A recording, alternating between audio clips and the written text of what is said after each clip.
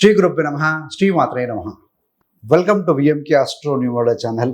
September 2026 కర్కాటక రాశి మాస ఫలాలు ఏ విధంగా ఉండబోతున్నాయో సవివరంగా చూద్దామండి. సెప్టెంబర్ 2026 కర్కాటక రాశి వారి జీవితంలో ఒక అరుదైన మలుపు తీసుకురాగల నెలని చెప్పవచ్చండి. 12 సంవత్సరాలకు ఒకసారి వచ్చే ఈ యొక్క గురు కుజ కాంబినేషన్, ఇది ఒక శక్తివంతమైన కలయిక అని చెప్పాలి. ఇది మీ యొక్క జన్మరాశి కర్కాటకంలోనే ఏర్పడబోతుంది. దీనివల్ల పదోన్నతి, ఉన్నత స్థాయి బాధ్యత, ఏదైనా నిలిచిపోయిన లక్ష్యాలకు కావాల్సిన సోర్సెస్ కానీ 2 విధాలుగా ధనలాభం అనేది కనబడుతుంది. ఇలాంటి అవకాశాలు అరుదుగా వచ్చే అవకాశం ఉంది. కానీ ఒక చిన్న పొరపాటుతో కూడుకున్న మాట ఏదైనా బాస్తో మాట్లాడితే సమస్యను పెంచవచ్చు కూడానండి. అతి వేగము ఒక ప్రమాదానికి కారణం కూడా కావచ్చు. మీ యొక్క సంబంధంలో మూడో వ్యక్తి మాట అపార్థాన్ని కూడా సృష్టించవచ్చు. మీరు కర్కాటక రాశి లేదా కర్కాటక లగ్నం అయితే కనుక కామెంట్లో కర్కాటకం అని రాయండి. ఈ నెలలో మీకు అత్యంత ముఖ్యమైన తేదీలు ఏమున్నాయో డీటెయిల్గా చూద్దామండి. కర్కాటకానికి అధిపతి చంద్రుడు. కర్కాటకంలో పునర్వసు 4వ పాదం, పుష్యమి 4 పాదాలు, ఆశ్లేషం 4 పాదాలు. సో మొత్తం 9 నక్షత్ర పదాలు ఉంటాయి కదా. వీరందరికీ కూడా మనం చెప్పుకోబోయే ఫలితాలు వర్తిస్తాయండి. అసలు ఈ నెలను ఎందుకు నిర్లక్ష్యం చేయకూడదు? కర్కాటక రాశి వారికి సెప్టెంబర్ మాసం ఒకేసారి 3 డోర్లు అంటే 3 ద్వారాలు తెరవబోతుంది. ఒకటి, వృత్తిలో స్థాయి పెరిగే అవకాశం. రెండవది, ధనము మరియు ఆస్తి విషయాల్లో పురోగతి కనపడుతూ ఉంది. మూడవది, జీవితాన్ని కొత్త డైరెక్షన్లో నడిపించే ఒక ధైర్యం అనేది మీకు ఏర్పడుతుందండి. కానీ ఈ యొక్క పాజిటివ్ ఎనర్జీని సరిగ్గా ఉపయోగించుకోవాలంటే 3 విషయాలను మీరు నియంత్రించుకోవాలి. మొదటిది ఏంటంటే అహంకారంతో మాట్లాడటము. రెండవది, తొందరపడి నిర్ణయాలు తీసుకోవటము. మూడవది, ఆరోగ్య విషయం మరియు వాహన ప్రయాణాల్లో నిర్లక్ష్యం వహించకుండా ఉండటం. ఈ మూడిట్లో కూడా కొంచెం జాగ్రత్తగా ఉండాలండి. అసలు కర్కాటక రాశి వారికి సెప్టెంబర్ మాసం ఇచ్చే ఒక స్పష్టమైన సందేశం ఏంటయ్యానంటే, అవకాశం పెద్దదే కాబట్టి బాధ్యత కూడా పెద్దదే. Where there is a pain there is a gain. మీరు ఎంత ఎక్కువ పని చేసి ఎంత తక్కువ అనవసరంగా మాట్లాడితే అంత మంచి ఫలితం పొందగలుగుతారండి. అంటే వర్క్ మోర్, టాక్ లెస్. మరి సెప్టెంబర్ మాసంలో ముఖ్యమైన తేదీలు ఏమైనా ఉన్నాయా అంటే, ఇక్కడ గోచారం అంటే గ్రహచారం కదా. సెప్టెంబర్ 2వ తారీఖున శుక్రుడు తన స్వస్థానం స్వరాశి అయినటువంటి తులారాశిలోకి అంటే కర్కాటక నుండి మీకు 4వ స్థానంలోకి ప్రవేశిస్తున్నారు. దీనివల్ల మాలవ్య మహాపురుష యోగం అనేది ఏర్పడుతుందండి. రాశి నుండి లగ్నం నుండి కానీ శుక్రుడు బలమైన స్థానంలో స్వస్థానంలో ఉంటే ఏర్పడేది మాలవ్య మహాపురుష యోగం. దీనివల్ల ఏంటంటే ఇల్లు కానీ, స్థలము కానీ, వాహనము, గృహ సౌఖ్యము మరియు విలాస వస్తువులకు సంబంధించిన అనుకూలత అనేది కాస్త పెరుగుతుందండి. సెప్టెంబర్ 5 నుండి 25 వరకు కూడా ఊహించని ఆర్థిక లాభము లేదా ముందుగా బడ్జెట్లో లేని అదనపు ఆదాయం కూడా వచ్చే అవకాశం ఉంది. సెప్టెంబర్ 10వ తారీఖు ప్రాంతంలో అమావాస్య యోగం ఉంటుంది. సో దీని అమావాస్య ప్రభావంతో భావోద్వేగాలు, మాటల్లో కాస్త తీవ్రత ఉండటము, ఉద్యోగం కానీ లేదా కుటుంబంలో కానీ అపార్థాలు పెరిగే అవకాశం ఉందండి. సెప్టెంబర్ 17వ తారీఖున రవిగ్రహము కన్యా రాశిలోకి ప్రవేశించి వక్ర శనికి ఎదురుగా సంచరిస్తూ ఉంటారు. సంసప్తకంలో ఉంటారు రవిశనులు ఇద్దరు కూడా. అధికారులు కానీ, బాస్ కానీ, తండ్రి లేదా పెద్దల మాటల విషయంలో కాస్త ఓపిక, సంయమనం పాటించాలండి. సెప్టెంబర్ 18 తర్వాత యోగకారకుడైన కుజుడు కర్కాటకంలోకి ప్రవేశించి ఉచ్చ స్థితిలో ఉన్న గురువుతో కలుస్తారనమాట. కర్కాటక రాశి మరియు కర్కాటక లగ్నానికి 5 మరియు 10 ఒక కోణము, ఒక కేంద్రానికి అధిపతి కాబట్టి ఆయన యోగకారకుడు అంటారండి. సో ఈ గురు కుజ కాంబినేషన్ శక్తివంతమైన మార్పుగా చూపించబోతుంది. సెప్టెంబర్ 20 వరకు అపార్థంతో దూరమైన ప్రేమ సంబంధంలో పరస్పరమైన స్పష్టతకు అనుకూలమైన సమయం చెప్పాలి. సెప్టెంబర్ 26కు ముందు ఏదైనా డాక్యుమెంట్స్ కానీ, పత్రాలు, పేపర్లు, బడ్జెట్, చట్టపరమైన అంశాలు కూడా అనుకూలంగా ఉంటే ఆస్తి లేదా వాహన నిర్ణయాలను ముందుకు తీసుకెళ్ళడానికి మంచి సమయం అని చెప్పాలండి. మరి ఈ యొక్క గోచారాలు, ఈ చెప్పుకున్న గ్రహస్థితిలో ఏ రంగాన్ని ఏ విధంగా ప్రభావితం చేయబోతున్నాయో సో వివరంగా చూద్దామండి. 12 ఏళ్లకు వచ్చే అరుదైన గురు కుజ యోగం అంటాం కదా. కర్కాటక రాశికి కుజుడు పంచమ, దశమ స్థానాలకు ఆధిపత్యం వహిస్తారు. అందువల్ల కుజుడు మీకు అత్యంత ముఖ్యమైన యోగకారక గ్రహం అని చెప్పాలండి. ఉద్యోగం, హోదా, కార్యసిద్ధి, సంతానము, తెలివైన నిర్ణయాలు తీసుకోవడం, ఈ అన్ని అంశాలను కూడా కుజుడు ప్రభావితం చేస్తాడని చెప్పవచ్చు. ఎందుకంటే 5, 10 స్థానాలకు ఆధిపత్యం వహించారు కనుక. సెప్టెంబర్ 18 తర్వాత కుజుడు మీ యొక్క జన్మరాశిలోకి వస్తారు కదా. కర్కాటకంలో కుజుడు సాధారణంగానే బలహీన పొందుతాడు, నీచ స్థితిని పొందుతాడు. కానీ అక్కడే ఉచ్చ స్థితిలో ఉన్న గురువుతో కలవడం వల్ల కుజుడి బలహీనతను తగ్గి నీచ భంగ రాజయోగ ప్రభావం ఏర్పడుతుందని మనకు తెలుస్తోంది. ఒక బలవంతుడితో ఒక బలహీనుడు స్నేహంగా ఉంటే ఆ బలహీనుడు కూడా బలవంతుడిలాగా తయారవడానికి అవకాశం ఉందండి. అలానే ఇది కూడాను. అంతేకాకుండా భాగ్యానికి సంబంధించిన గురువు 9వ అధిపతి గురుడు కర్మ మరియు వృత్తికి సంబంధించినటువంటి కుజుడు కలయిక వల్ల ధర్మ కర్మాధిపతి యోగ ప్రవాహం కూడా కనిపిస్తూ ఉంది. అసలు దీని అర్థం ఏంటయ్యానంటే చాలా కాలంగా ఆలోచిస్తున్న ప్రాజెక్టును అమలు చేసే ధైర్యం వస్తుంది మీకు. ఎస్ ఐ కెన్ డూ అన్న కాన్ఫిడెన్స్ బిల్డప్ అవుతుంది. మీ యొక్క సామర్థ్యాన్ని పెద్దలు గుర్తించే అవకాశం కూడా ఉంటుంది. పదోన్నతి కావచ్చు, లేకపోతే ఒక లీడర్స్కి రెస్పాన్సిబిలిటీ, నాయకత్వ బాధ్యత కానీ లేదా ఉన్నత స్థాయి పరిచయం కానీ ఏదైనా ఏర్పడవచ్చండి. మీరు సాధించుకోవాల్సిన లక్ష్యానికి కావాల్సిన డబ్బు కానీ, సిబ్బంది కానీ, అనుమతులు కానీ లేదా మద్దతు కూడా లభించే అవకాశం ఉంది. నిరుద్యోగులకు కొత్త ఉద్యోగ అవకాశం, చురుకుగా మీరు వేగంగా ప్రయత్నించే శక్తి కూడా పెరుగుతుందని చెప్పాలండి. కానీ గురుగ్రహం అక్కడ కర్కాటకంలో ఉండటం వల్ల కొత్త అవకాశంతో పాటు పాత ప్రణాళికలు కూడా సరి చేయాల్సిన పరిస్థితి ఉంటుంది.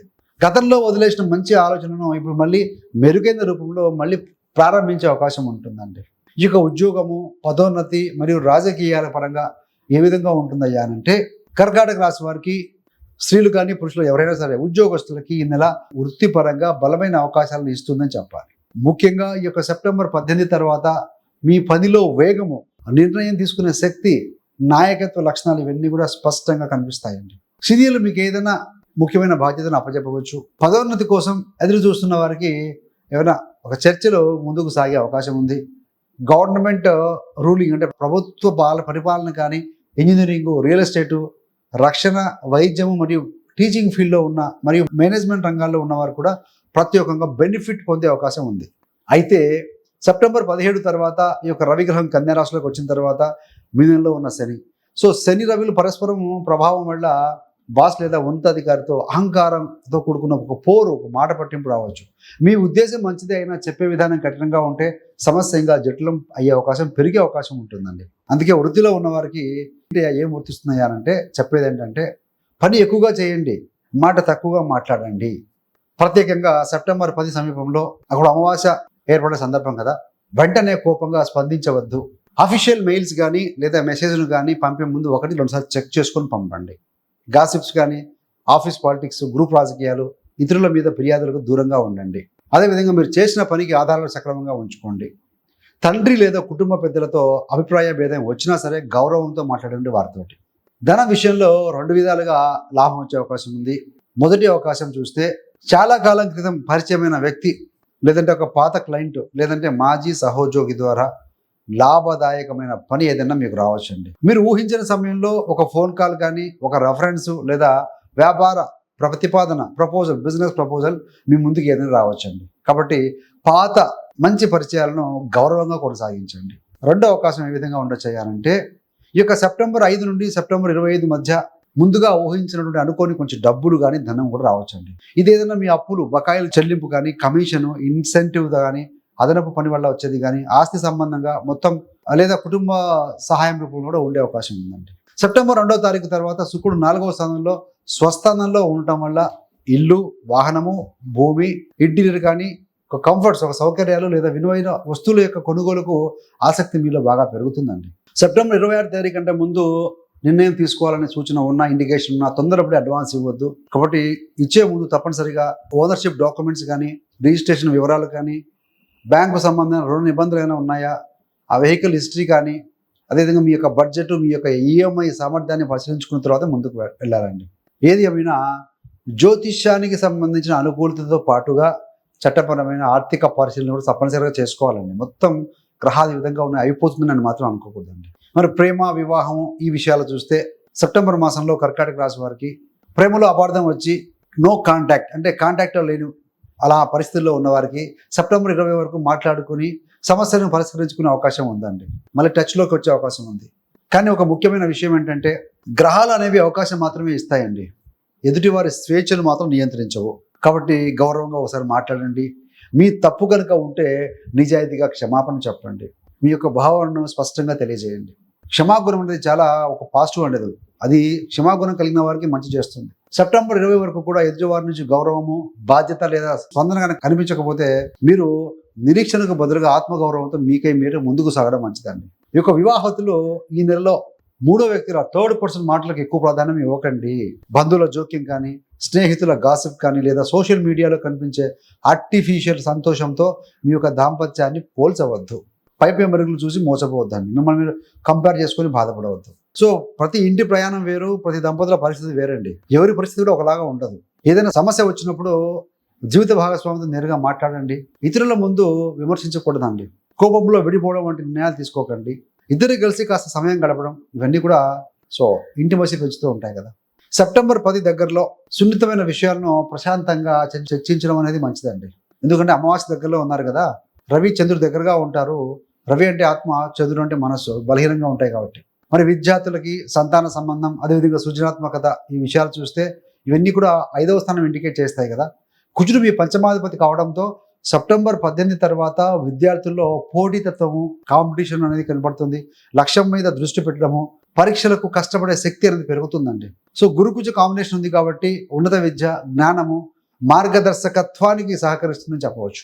ఏదైనా కాంపిటేటివ్ ఎగ్జామ్స్, పోటీ పరీక్షలు కానీ, టెక్నికల్ ఎడ్యుకేషన్, మేనేజ్మెంటు, ఈ యొక్క వైద్య, న్యాయ, పరిశోధన రంగాల్లో చదువుతున్న వారు ఎవరైతే ఉంటారో పాత తప్పులు ఏమైనా ఉంటే వాటిని రివ్యూ చేసుకుని, విశ్లేషించుకొని కొత్త వాటిని ప్రణాళిక వేసుకొని ముందుకు వెళ్ళాలండి. పిల్లల చదువు లేదా కెరీర్కి సంబంధించిన మంచి సమాచారం కూడా వచ్చే అవకాశం ఉంది.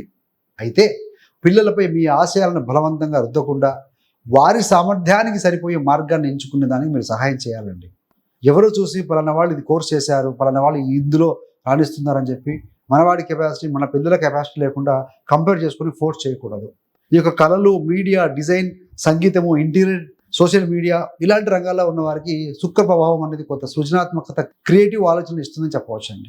మరి హెల్త్ ఈజ్ వెల్త్ కదా, మరి ఆరోగ్యం సంబంధం కానీ వాహన జాగ్రత్తలు ఏమైనా తీసుకోవాలంటే కుజుడు 18 తర్వాత, అంటే సెప్టెంబర్ 18 తర్వాత మీ యొక్క జన్మరాశిలో ఉండి 8వ స్థానంలో ఉన్న రాహు మీద ప్రభావం చూపడం వల్ల వాహన ప్రయాణాల్లో అదనపు జాగ్రత్త అవసరం అని కనబడుతుందని గోచారరీత్యా. కుజుడికి అష్టమ దృష్టి కూడా ఉంటుంది కాబట్టి కుజురాహుల సంబంధం వచ్చింది అక్కడ. దీన్ని భయంగా తీసుకోవద్దాల్సిన అవసరం లేదండి. అతి వేగం వద్దు. హెల్మెట్ ధరించడము, సీట్ బెల్ట్ ధరించడం తప్పనిసరిగా ధరించడం అని చేయండి. మొబైల్ చూస్తూ దయచేసి డ్రైవింగ్ చేయకండి ఇలాంటి సమయాల్లో. కోపం ఉన్నప్పుడు కానీ, అలసట ఉన్నప్పుడు కానీ, లేదా నిద్రలేమితో వాహనం అనేది నడపకూడదండి. యాక్సిడెంట్ జరిగే అవకాశం ఉంటుంది. ఏదైనా పదునైన వస్తువులు, ఒక అగ్ని లేదా యంత్రాలతో పనిచేసేటప్పుడు జాగ్రత్తగా ఉండాలి. కొంతమంది మిషనరీ దగ్గర పనిచేస్తూ ఉంటారు, ఇండస్ట్రీలో పనిచేస్తూ ఉంటారు. సో అలాంటి వారు జాగ్రత్తగా ఉండాలి.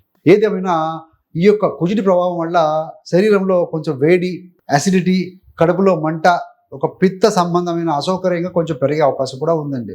ముఖ్యంగా సెప్టెంబర్ 18 తర్వాత టీలు, కాఫీలు, ఈ యొక్క పికిల్స్, ఊరగాయలు కానీ, అధికంగా ఉండే మసాలాలు, నూనె పదార్థాలు, అదేవిధంగా స్ట్రీట్ ఫుడ్ ఇలాంటి వాటిని తగ్గించండి. ముఖ్యంగా మీరు తగినంత నీరు తీసుకోవాలి. సమయానికి భోజనం చేయడం, నిద్ర పాటించడం అవసరమేనండి. ఆరోగ్య సమస్యలు కొనసాగితే కనుక డాక్టర్ని సంప్రదించాల్సిందే. జ్యోతిష పరిహారం అనేది వైద్య చికిత్సకు ప్రత్యామ్నాయం కాదని గమనించండి. అసలు ఆరోగ్యం అంటేనే శారీరక ఆరోగ్యం, మానసిక ఆరోగ్యం కాబట్టి సో అందులో ఏది డెఫిషియన్సీ ఉన్నా వెంటనే డాక్టర్ని సంప్రదించడం ఉత్తమం అండి.